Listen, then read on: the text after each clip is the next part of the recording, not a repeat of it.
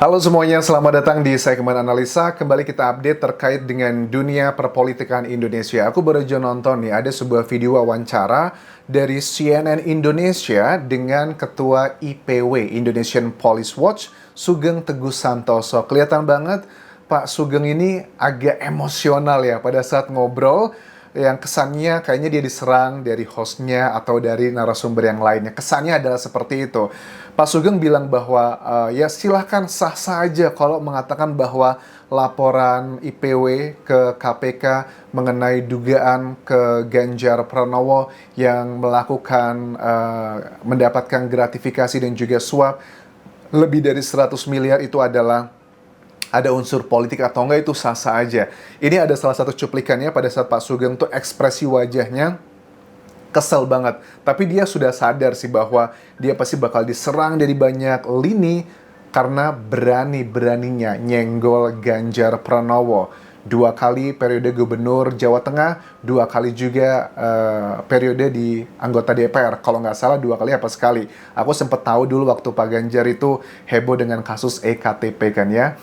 Ya kalian tahu lah seperti apa. Waktu itu kan aku lihat kasus EKTP itu siapa, Nazarudin ya, bilang bahwa Ganjar itu adalah orang yang menolak dana tersebut yang ada dugaannya korupsi. Tapi menolaknya itu bukan karena nggak mau ikutan korupsi, katanya kan seperti itu. Tapi dia menolaknya karena pengen mendapatkan jatah yang sama dengan yang lainnya, yaitu adalah sekitar berapa? 500.000 US dollar. Oke, itu kasus sudah berlalu, tetapi itu menjadi jejak digital yang nggak bisa kita pungkiri bahwa Pak Ganjar bukan kali ini saja dugaannya terkait untuk urusan masalah korupsi seperti itu.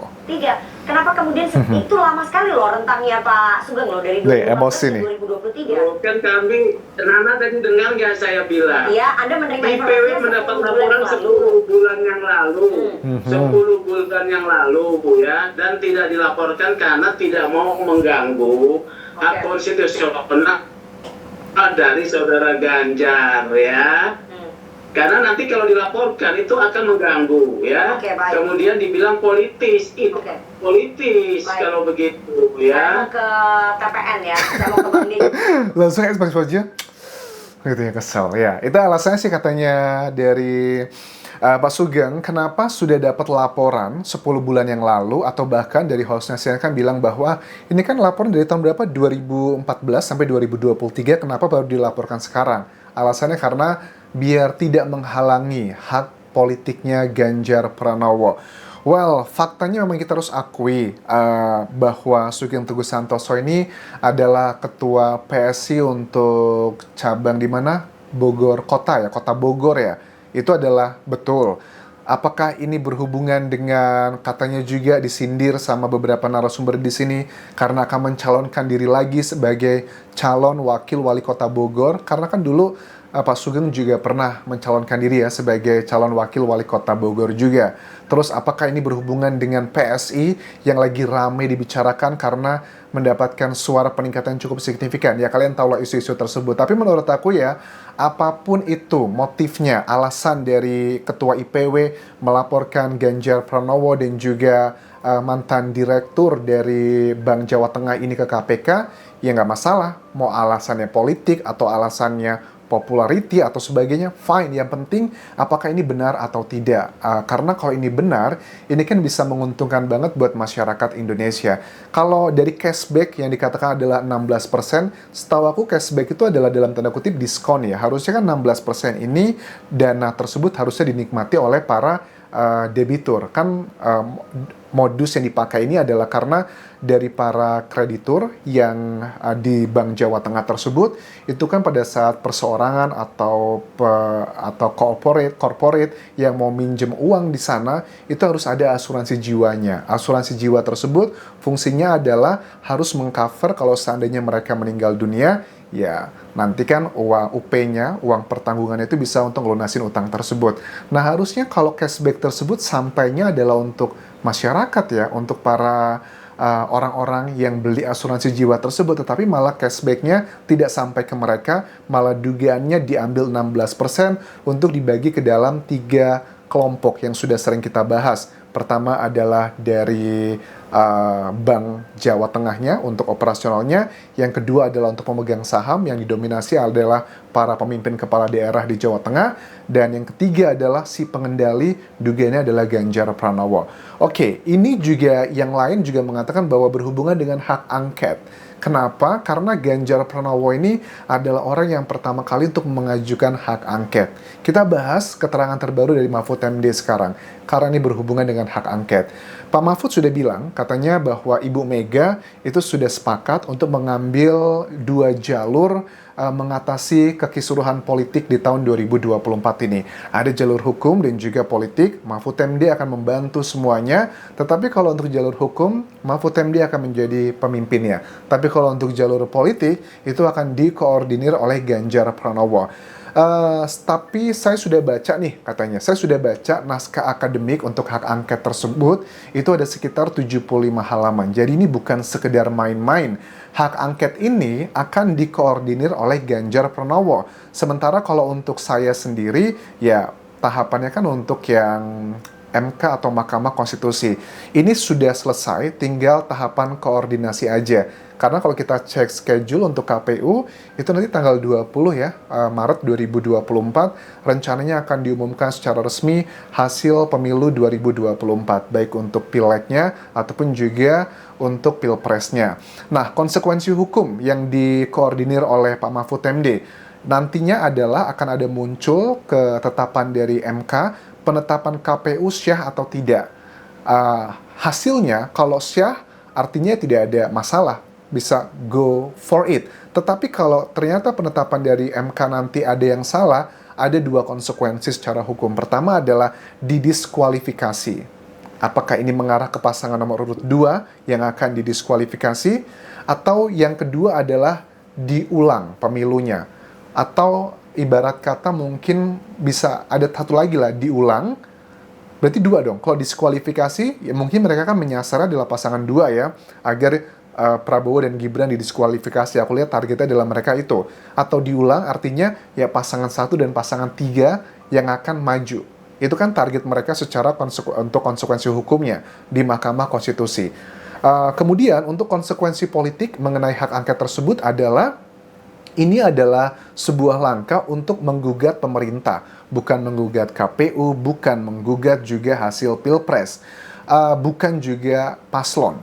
Pelaksanaan undang-undang yang berimplikasi ke pemilu tapi bisa menafikan hasil pemilu dan MK. Maksudnya adalah yang akan dibahas di sini dalam hak angket tersebut adalah pelaksanaan undang-undang yang berhubungan dengan pemilu. Misalnya, aku sudah melihat beberapa isu yang aku yakin ada di 75 halaman untuk hak angket tersebut. Pertama menurut aku adalah mengenai dugaan bansos. Kan mereka tuh begitu gencar bilang bahwa bansos yang diberikan pemerintah untuk masyarakat Indonesia menjelang pemilu itu adalah strategi untuk dijadikan alat promosi pasangan nomor urut 2. Itu kan yang mereka berusaha untuk sampaikan.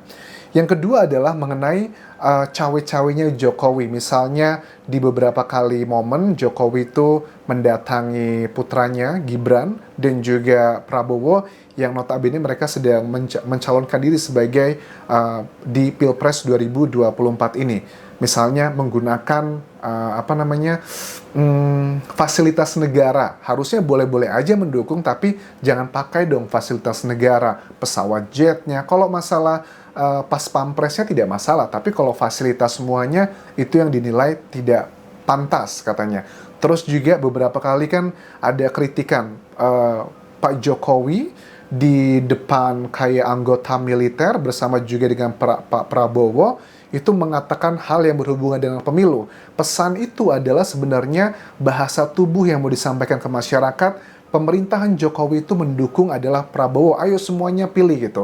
Di samping juga ada dugaan mengenai kayak kekuatan dari pemerintah, mulai dari kepala desa sampai penjabat kepala daerah, itu yang katanya diduga sudah di-set up untuk membantu memenangkan pasangan nomor urut 2. Nah, itu adalah beberapa hal yang menurut aku akan coba dibuktikan dalam hak angket tersebut yang akan segera digelar. Nah, kan ada banyak yang bilang bahwa nanti kan waktunya nggak cukup Anjas kalau hak angket. Betul, Mahfud MD bilang bahwa kalau untuk hak angket ya, itu ada 2 rekomendasi yang kemungkinan besar akan keluar. Misalnya kalau hak angket itu adalah tidak ada kaitan langsung dengan pemakzulan presiden. Misalnya begini, seandainya hasil dari hak angket nanti telah terjadi penyalahgunaan kekuasaan atau telah terjadi korupsi. Kalau terbukti, itu baru nanti dibuat panitia pemakzulan untuk Presiden Jokowi. Artinya ini adalah step pertama sih. Tetap kalau dikatakan tidak ada kaitan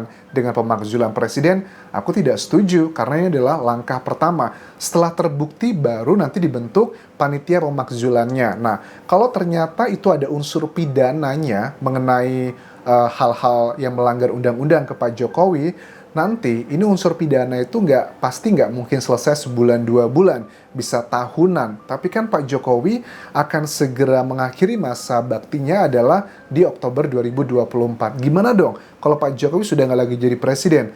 Tidak masalah, karena ini adalah masalah pidana, mau sampai kapanpun sampai selesai harus bisa dibongkar. Tetapi bagaimana dengan anggota DPR? Apakah anggota DPR yang periode sekarang ini, apakah semuanya juga sama nih terpilih untuk periode yang akan datang juga? Ini pasti bakal ribet banget ya, dikatakan sama Mahfud MD, kita nggak usah khawatir sama jadwalnya. Karena kalau seandainya efek dari konsekuensi hukum bahwa nanti ada terjadi pemilihan tahap kedua atau pengulangan, itu sudah diagendakan sama KPU sebenarnya bahwa tahapan kedua atau pengulangan tersebut itu akan dilaksanakan pada 26 Juni 2024. Jadi kita nggak usah terlalu khawatir katanya akan mengganggu stabilitas ekonomi dan sebagainya. Ini ada pemilu tahap kedua. Nah, itu adalah bagian yang disampaikan Mahfud MD. Jujur, ini bisa suka nggak suka akan mengganggu ekonomi Indonesia sih teman-teman. Udah lah, namanya semua partai politik aku yakin lah yang curang bukan cuma 1, 2, 3, aku yakin semuanya ada arah ke sana. Oke, mengenai teknologi Sirekap yang sekarang menimbulkan pro kontra selalu ya, sudah tidak sama tampilan Sirekap di websitenya KPU, tidak ada lagi data secara keseluruhan, hanya data detail-detailnya aja. Nah, menurut Mahfud MD bilang begini bahwa KPU itu tidak menguasai teknologi. Mereka tuh sebenarnya nggak tahu kalau servernya itu sudah dipindah berkali-kali. Makanya saya menyarankan kita harus melakukan forensik digital sekarang yang sangat perlu sekali. Karena menurut temuan-temuan buktinya katanya server ini sudah pernah di Singapura, sudah pernah katanya di China, atau dipindah lagi ke Indonesia. Mereka tuh nggak tahu gitu, makanya kita butuh forensik digital untuk mengetahui semua ini. Nah, ini dugaan yang memang harus dibuktikan juga. Terus dikatakan bahwa kita sudah punya timnya ini. Nah, aku rasa juga mengenai hal ini juga akan dibawa sepertinya untuk ke hak angket. Nggak tahu nih, menurut kalian mengenai isu KPU ini akan dibawa ke hak angket atau dibawa ke Mahkamah Konstitusi? Kan kalau hak angket itu tidak ada hubungan dengan KPU, jadi harusnya untuk Sirekap atau penghitungan manual itu akan dibawanya adalah ke MK. Dan di MK nanti dari timnya Mahfud MD dan juga dari Anies ya pastinya sudah siap-siap, mereka sudah kompak semuanya, mereka setuju untuk melakukan hak angket. Jadi kemungkinan besar ini akan terjadi. Kalau kita lihat sampai hari ini, kita nggak tahu besok. Politik kan gitu ya, bisa berubah-berubah. Artinya apa? Nanti data yang mengatakan mereka sudah mengumpulkan dari tim IT-nya bahwa ini servernya tuh pindah di Singapura, pindah di ini, pindah di itu. Kalau di pengadilan nanti mereka bisa membuktikan tersebut dan KPU tidak bisa melawannya, tidak terbantahkan lagi, ya kemungkinan besar pemilunya akan dilakukan ulang.